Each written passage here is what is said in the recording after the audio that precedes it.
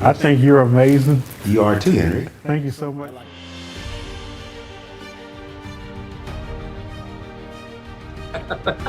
Well, Perry, you are awesome. Thank you, brother. Thank you, and I appreciate you what you're doing too, buddy. Well, thank you. Because if you allow the world to define you, if you allow friends to define you, if you allow your spouse to define you, or anybody to define you outside of how God sees you, that does open the door to rejection. God bless you. I hope y'all have an amazing day. Thank you, Brother Henry. Thank you. God bless you too. Thank you for having us.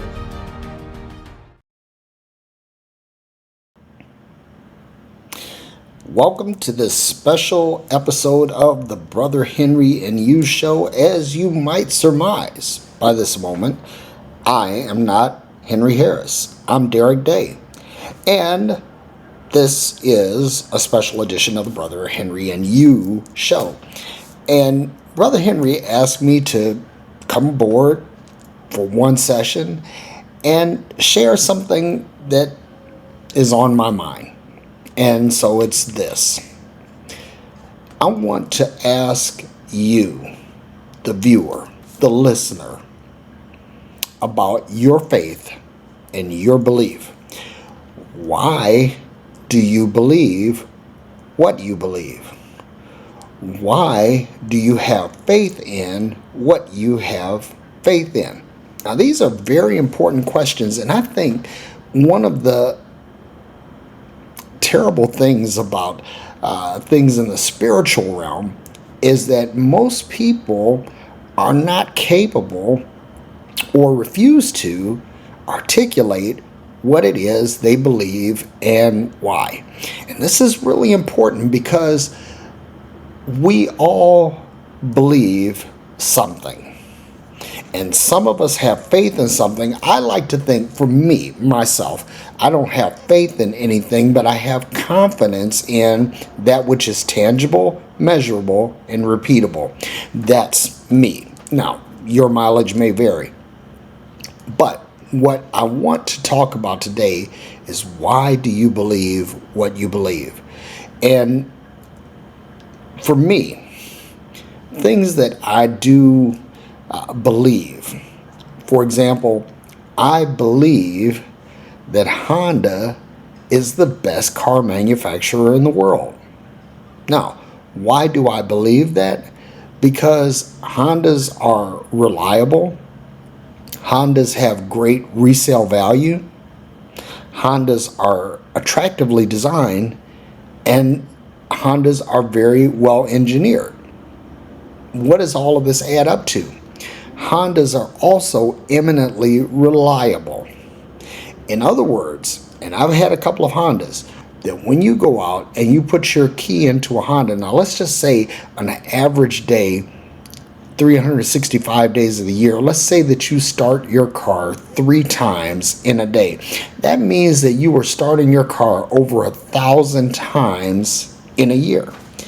And if you have a Honda, if you're fortunate enough to own a Honda, chances are the number that the car actually starts is going to asymptotically approach 100%.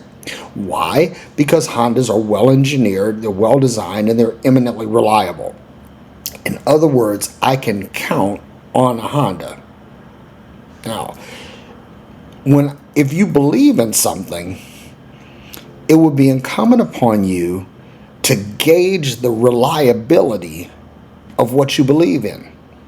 Now, for me, when I was a Christian pastor, I believed in God, and I believed in Jesus Christ as my Lord and Savior. The problem or the challenge was that when it came to reliability, that paradigm failed. Hear me out. That paradigm was maybe 20% successful. Maybe on really good day and under really good circumstances. But when I looked at things like people really needing to be healed of debilitating diseases, people needing financial breakthroughs, people needing family breakthroughs, and basically we gave these things over to prayer, and the success rate just wasn't very high. It just wasn't.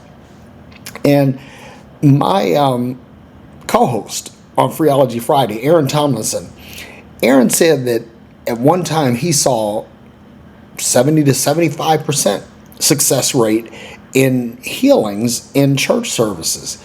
This is great, but even Aaron admitted, and we talked about this because we saw the healings, we saw broken bones being healed, deaf ears being open, blind eyes being healed, all these different things. But we'd be faced with that situation with the quadriplegic in the back of the room who was looking to have his or her ability to walk restored. And the reality is that neither one of us, I mean, and this is not just us, there are many, hundreds, if not thousands of other faith teachers, preachers out here that they don't touch those cases, and they don't touch them for a specific reason. They don't touch them because they know they are not going to get a positive result. In other words, they're not going to get a success. And I would think that anything that I'm willing to put my trust in, let me give you another example. I trust in my fiance. I love her, and I believe that when she goes out alone, or when she's out to dinner with friends or everything, that she's going to be faithful to me. Now, I have this belief because the evidence points to that she has not given me a reason to suspect that she would be unfaithful. Now, if I had a situation where I was dating someone who gave me a reason to believe that she would be unfaithful, then I wouldn't have that same degree of confidence. So I have confidence because there is a measurable result, or a measurable metric that had been achieved prior to. So when I look at things that have happened, like again, using the example of the Honda, I could count on my Hondas starting up every day. Now, I've owned some cars that were, let me give you another example. I had a couple of Fiats in my lifetime. Now, if you know anything about Fiats and Italian cars that are not called Ferrari or Lamborghini, some challenges with these guys, right? And so with my Fiat, I always had to make sure that I gave myself enough cushion to that if I'm going to drive this car, that maybe I needed to switch to a different car, and I had to plan my timing accordingly so that I wouldn't be stuck with trying to get my Fiat started or trying to get it to run right, because some things. The Fiats were wonderful cars. They sounded great. They drove great, but they were not reliable. You couldn't count on them. If this was what you were counting on as a daily driver, you would be disappointed at least 40% of the time. But again, with the Honda, I go out and I start it up. I just know that it's going to run. And the number of times that any Honda that I've owned has failed is a very, very small number percentage-wise. So when I looked at the whole God paradigm, and I said, okay, how many times did I personally pray for something and get a positive result? How many times were my prayers successful? And this number of times that prayer was successful, it determined what I could reasonably have faith in, or what could I believe to come to pass. And here's the problem. I don't have any issue with what anyone believes. If you believe it and it gives you comfort, that it gives you peace, that's great. The problem is that when you try to introduce an unreliable paradigm as a guardrail for how everyone should live, that is not only unreasonable, but that is actually harmful. And my thing is that what you do in life, that you should run it through one simple filter and ask yourself, will this decision that I'm making, or will this action that I'm performing, will this cause anyone any harm? I'm not talking about hurt, because there are things that you could say that may hurt you, it may hurt your feelings, may hurt your sensibilities, but they don't actually harm you. Harm is when there is a measured impact, a measured negative impact against your life or how you're living your life. So I ask myself, is this causing any harm? Now, if it doesn't cause any harm, then by all means, go for it. Do what it is that makes you happy. But when you look at a lot of religious paradigms and you execute those not just in a local level, that is just you, but in a global level where you're doing it beyond you and you're doing it in groups with others, you can see where these things track in a harmful trajectory. And that's what I'm talking about. So you need to examine your beliefs, and you need to ask yourself, first of all, is what I believe or what I have faith in, is this effective? Does this work? Does this produce a result? And is this result tangible, measurable, and repeatable? In other words, it not just, well, I feel it in my heart. That's not really an effective measure. But when you say, okay, I see where this is working, I see where this is having an impact, I see where this is helping someone. So that's one thing. And then the second thing, you have to run it through the filter is of whether or not this causes any harm. Because if it causes any harm, if it causes any harm in a local sense, in other words, one-on-one, where I'm sharing this with someone and it's harmful to this individual that I'm interfacing with one-on-one, or is this idea scaled out to a macro level? Does this harm people? And so let me give you an example, and y'all bear with me. Please watch to the end. When people get together and start talking about people's sexuality, or they start talking about reproductive rights. Now, you can say, I personally disagree with homosexuality or transgenderism or bisexuality. You insert your sexual paradigm here. Or you could say, I disagree with abortion. Okay? Now, if you disagree with those things, that's fine, as long as your agency is restricted to yourself.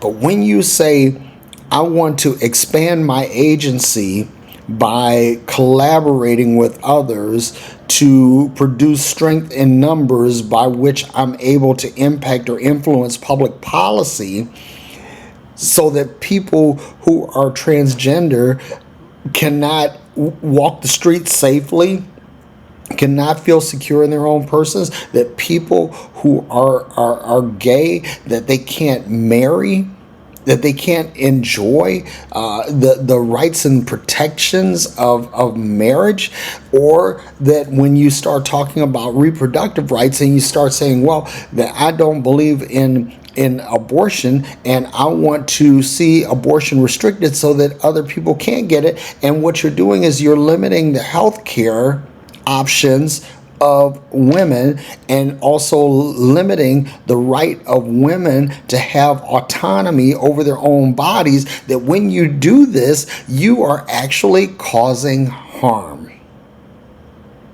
You are actually causing a breakdown in social fabric.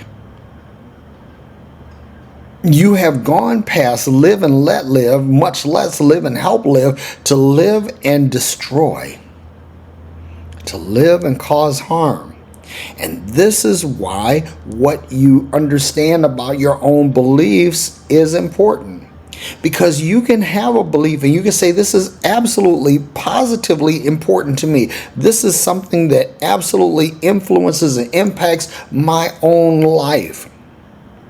But when you take that and you export it to others, you try to scale it out, now you're doing something that may cause harm, not just to individuals, but you may cause harm to society as a whole.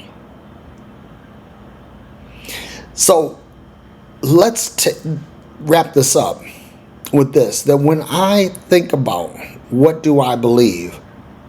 What do I believe? I believe in that, or I have confidence in that which is tangible, measurable, and repeatable. It isn't how I feel. It isn't what's in my heart. It isn't what I think about. It's what can be actually proven. Now, I understand that in the spiritual realm, there are a lot of things that can't be fully quantified or qualified. And there are a lot of things that can't be measured. But if you look at it from a standpoint of a mystical understanding or metaphysical understanding, you at least come up with a working model by which you can form a hypothesis that can be tested. But if you just simply reduce it to, well, I believe this in my heart, or this is what I think is true, without actually qualifying it or quantifying it in any way, that is something that may work for you and may be fine to be executed within your locus, but not globally. And then if you say, okay, what do I have faith in? What do I have confidence in? If what you have faith in produces a result at a scalable, measurable level. In other words, I pray and I get this result, and if I divide the number of times that I pray by the number of times that I actually achieve some success, and that number exceeds some metric that you have in your mind that is statistically significant, then okay, then that's great. You can have faith in that. And honestly, if you have something like that where you see it happen on a regular basis and then you want to share it, I get that. I may not necessarily agree with it, but I get it.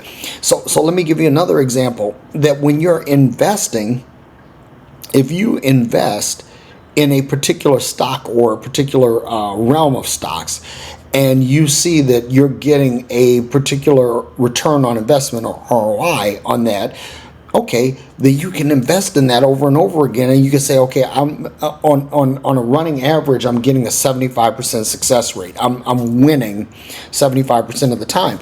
But if you're investing in something and you say, okay, well, I'm only winning like maybe 10% of the time, then you might want to take your money out of that, because what you're doing is you're putting good money after bad, and and ultimately you're going to bankrupt yourself. And this is what I'm getting at. A lot of us wind up in a situation where we spiritually bankrupt ourselves because we're chasing after something and it's not working. So this is my challenge to you, the listener, the viewer. Test everything. If you want to sail a boat, you have to ensure that that boat is watertight. Or if you want to fly an airplane and you want to fly at a certain altitude, you have to make sure that when that cabin is pressurized, that when pressure is put on it, that it can withstand the pressure and remain airtight.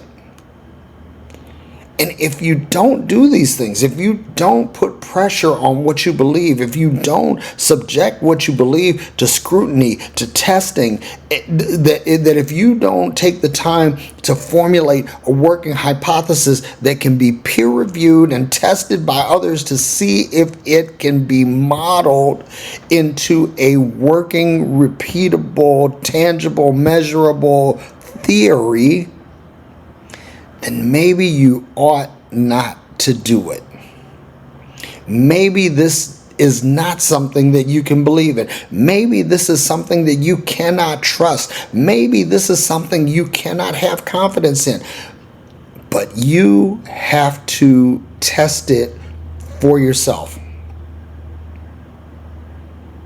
In other words, if someone tells you that there is a restaurant and the food there is nasty, you could take that review word of mouth, verbatim, and say, well, I just won't ever eat there because someone that I trusted told me that the food is nasty. Or you can take it upon yourself to go and test the food for yourself. Taste and see whether or not it's good. And if it's good, then what you've done is you've poked a hole in the hypothesis or the theory or the belief of the person who gave you that information. Or you may go and taste the food and find out that this person was telling you the absolute truth and that the food that you just ate tastes bad. What do you believe? And why do you believe it? Very important questions. And what I've learned is that if it can't be trusted, it can't be believed in. And if it can't be believed in, then I pretty much discard it and move on. And that was a challenge that I posed to myself. And I challenge you to pose the same to yourself. So until the next time, when Brother Henry, thank you for the opportunity to share this with your audience. But I simply say to each of you, may you be happy, may you be well, may you be filled with peace.